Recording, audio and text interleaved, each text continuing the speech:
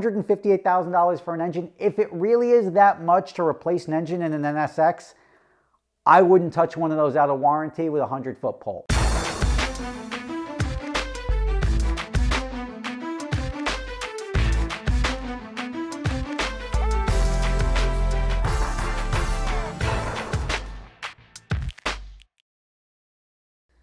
All right, everybody, Rob Ferretti here, and here's one from TikTok. It's got all the makings of a fun story, right? You've got an Acura NSX with a blown motor, a giant service bill, and you've got these service advisors hooning around in the car.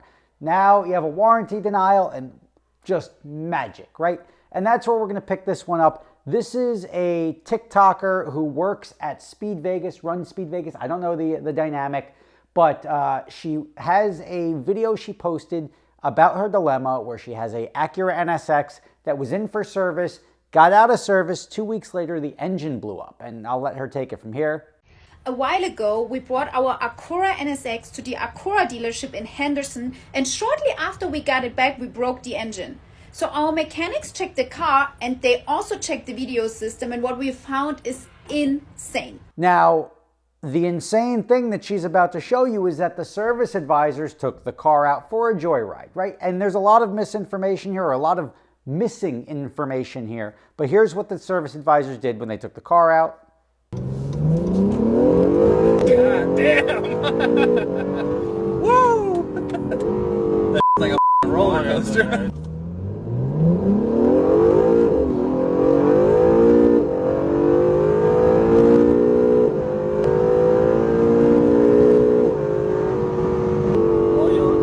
Oil check. Huh? Oil levels. That's why I should have let it warm up some more. What the f*** is that? Motherfucker don't even let the engine warm up.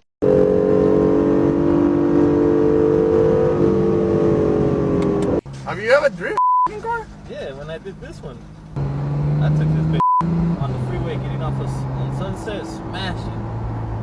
Now, to me, that's not really a big deal, right? They have a car that's being used for racetrack events, so it's obviously clear what the use of the car is. It comes in for service for an unknown reason. We don't know if it's something that required a road test, right? If they're just road testing it when it was in for a window motor, different story.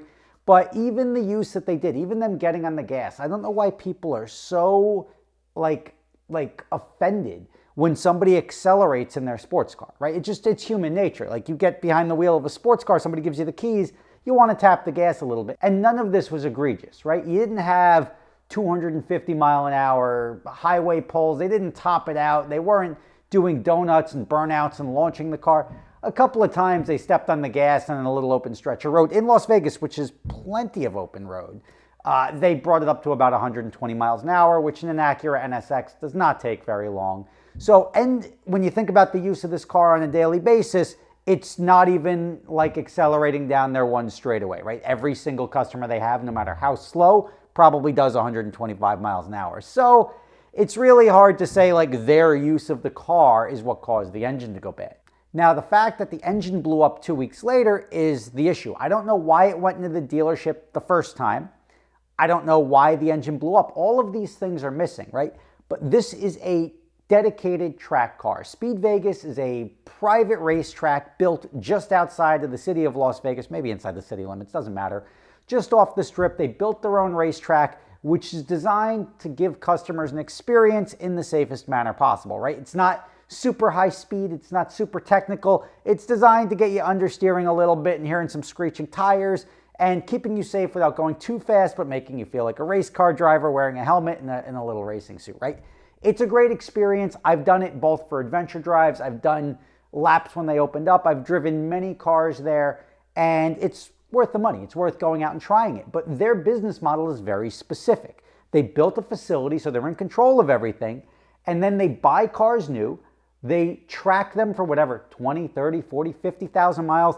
First thing they do with a lot of cars, if they come with carbon ceramics, they start stripping it down to make it a track car. It's got the extra brake pedal for the instructor in each car. He can step on the brakes if he needs to. They switch all the brakes on all the cars over to steel because steel are cheaper to replace because the brakes and the tires are the biggest wear items that they end up dealing with during all these track events, because it's a lot of accelerating, a lot of braking, a lot of accelerating, a lot of braking, and a lot of tires from the understeer. So you're doing a lot of tire changes every month.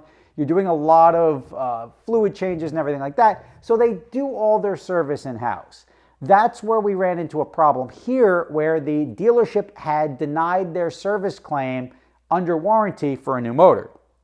Now, objectively, right?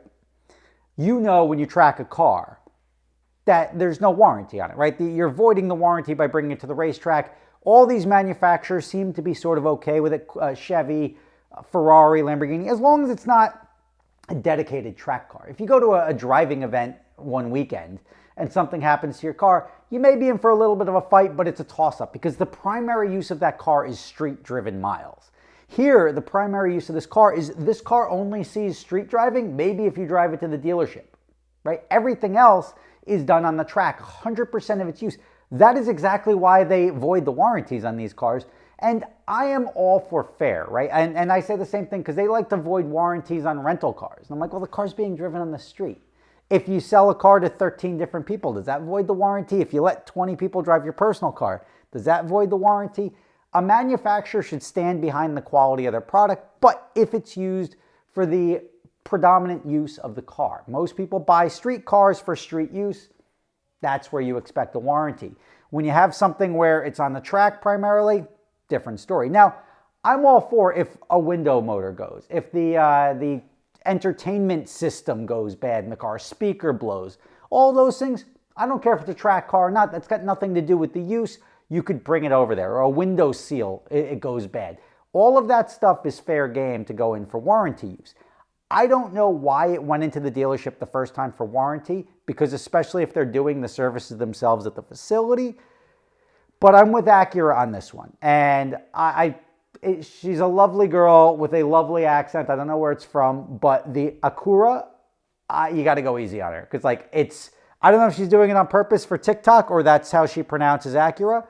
I could be pronouncing it wrong. She could be pronouncing it wrong. I'm just used to hearing Acura. She calls it an Acura, and let's just leave that one where it lies. Now, she goes to finish the video, not saying they denied the claim because of the track use, but they denied the claim because there was no service history. So situation right now, Acura refuses to fix the engine under warranty. They send us a quote to fix the engine for $158,000. That's almost as much as the car. Or they offer us to buy the car for $20,000. What should we do now? It is not hard to walk in and buy an entire Acura NSX for less than that. And we're talking like 2,000 miles, like even the new ones. There was, for as long as I can remember, you can get a brand new NSX for like $135,000. So like to say the engine costs more, that's a huge like.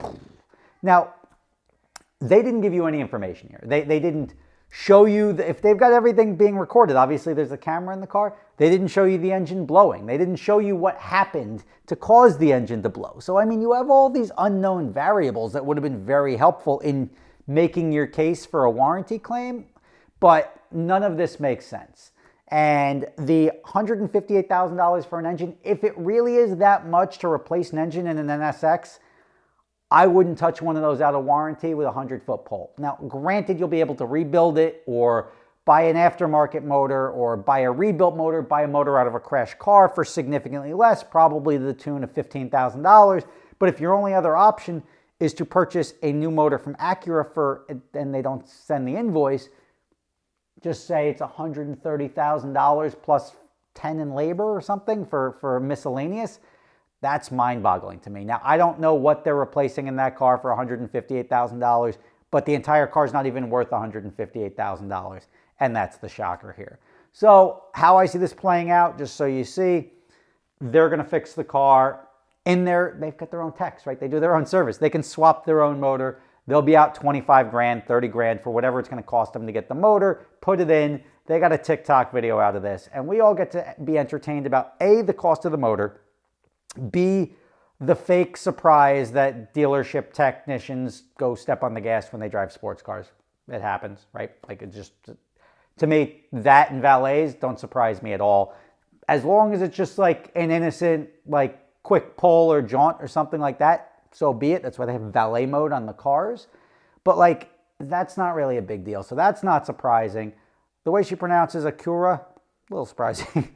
And now I'm picking on her, I'm sorry. But all in all, track use should void a warranty.